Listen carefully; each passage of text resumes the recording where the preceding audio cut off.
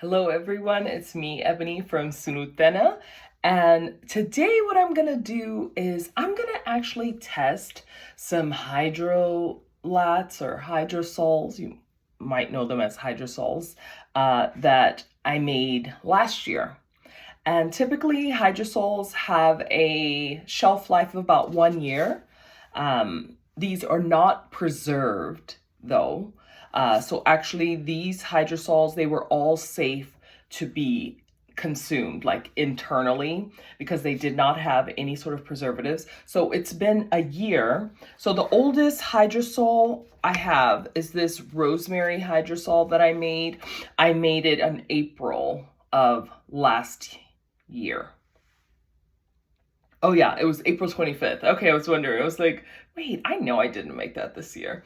So this was made April 25th of 2024. So what I'm going to do is I also have these tests, these microbial tests that I've already labeled them and everything, but they're expiring soon. I don't want to waste them, and I do want to know if my hydrosols have any bacteria, yeast, or mold in them. That way I know that when I'm creating a product, I can tell what the shelf life is, and I can confidently have people consume my products without worrying about, some sort of mishap happening with them. So I've already labeled all of these. So these are microbial test kits. They have, there's, what is it, a pink side, and then there's a yellow side. The yellow is for yeast and mold, and the pink is for bacteria. So I'm gonna show you guys what one of these looks like. I tested something that was growing, not amongst my products, but just somewhere in my house, I saw something that gets a lot of water, and I was like, why is that pink? So I went ahead and put it on here, and funny enough, I'm pretty sure this looks like, no, okay. I'm pretty sure this isn't any good anymore. This is not the yellow side. I'm pretty sure that this was the pink side because this is the bacteria. So it was just a whole blob of bacteria is what I ended up finding out. And this was the yellow side, which is now like pink, but I know that this was not pink before, and this was in fact the yellow side. But I'm thinking that maybe something has contaminated, but it's also growing, like it's also has condensation right now. So this I actually need to dispose of it. But that's what it looks like. That pink turned completely black with the amount of bacteria. It was like pure bacteria what I saw. So yeah.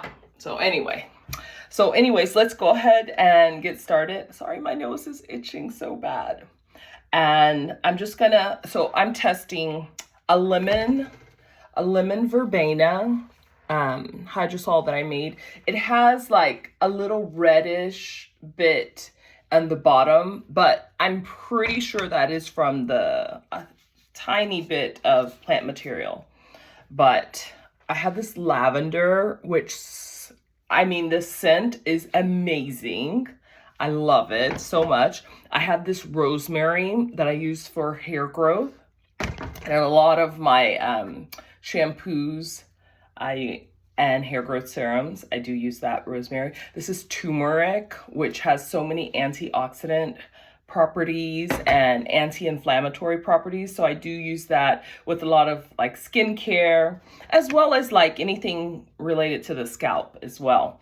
And then this is the rose water. This is the rose water that I created. They all just look clear, and they're supposed to look clear. And I'm actually gonna test a 2-week-old sea moss that I have as well. So I think I'm actually gonna get started with the rose water. Yeah, I'll get started with the rose water. The oldest one is the rosemary, which is from April 25th. And then I've got the rose water, which is from May 28th. So I'm just going to pour these directly into the vial.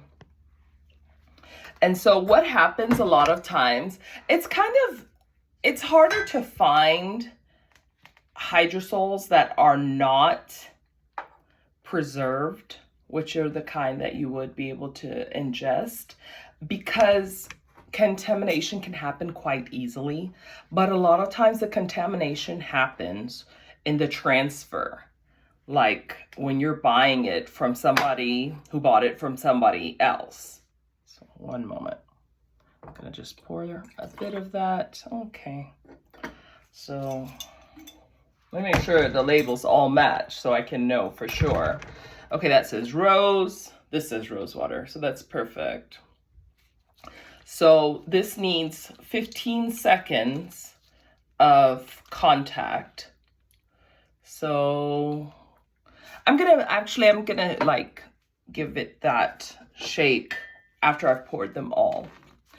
But basically, contamination happens when you have like a big hydrosol, distiller, and they put everything in a big drum, and then it gets off to the wholesaler, and then the wholesaler puts it in another type of container for the retailer, and then the retailer is gonna break it down again into further smaller, quantities for the end consumer. So that's how you get contamination, and that's why mostly these are gonna be preserved. You're not gonna easily find hydrosols that are not preserved and that are sold.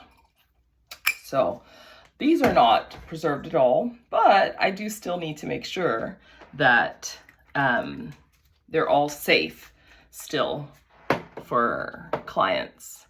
So anyway, let me go ahead. I'm gonna finish this. Let's see, next is rosemary, which is actually the oldest. I'm gonna finish. So I'm just like pouring all of these. I'm just opening it up. I hate to talk over it. I kind of should wear a mask.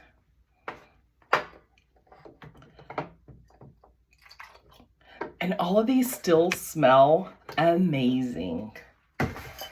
Like, my favorite is the rose water, although it doesn't smell like the commercial rose water, which leaves me, kind of wondering what that's about. But I know the roses that I have, they came from my own garden, so that's how I know, like, they're not inorganic or anything like that. They haven't had any sort of pesticides or any. Oh. But my favorite is lavender, because nothing beats the sweet smell of lavender that also came from my front yard. So we're almost done here. I'm just gonna get this lemon verbena and then my sea moss.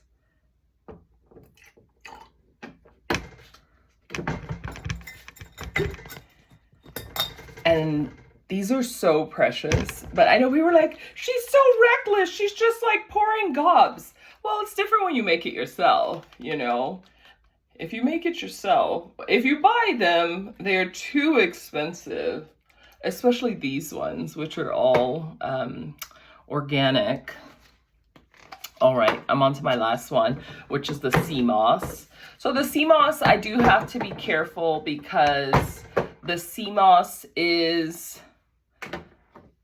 you don't want the material on it. But actually, it's pretty thick. I think it's fine. I just wouldn't be able to read it after a certain amount of time, basically. So the sea moss, I'm just gonna put it on top. It needs to have contact for about 15 seconds. So just on the top and also on the top of the yellow side.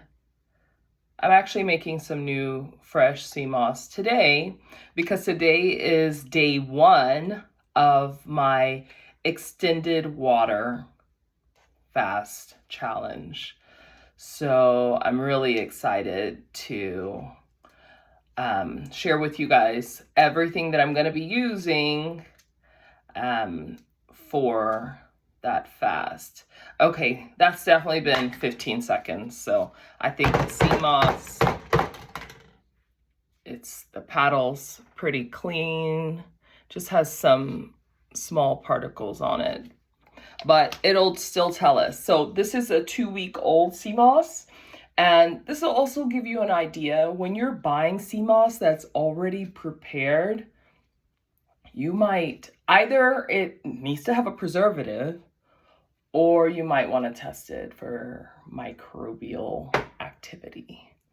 So anyway, I'm gonna shake all of these and then I'm gonna give it 48 hours. 48 hours is when I'll first check for microbial growth, so bacteria growth, and then is it 24? Oh yeah, so it's 48 hours, and then it is from 48 hours to 120 hours I can check for yeast and mold to grow. So we'll see. I'm gonna go ahead and take all of the hydrosols out of the vials and just leave the vials sitting for the next 2 days at least, and we'll go from there. I'll let you know the results shortly. Thank you.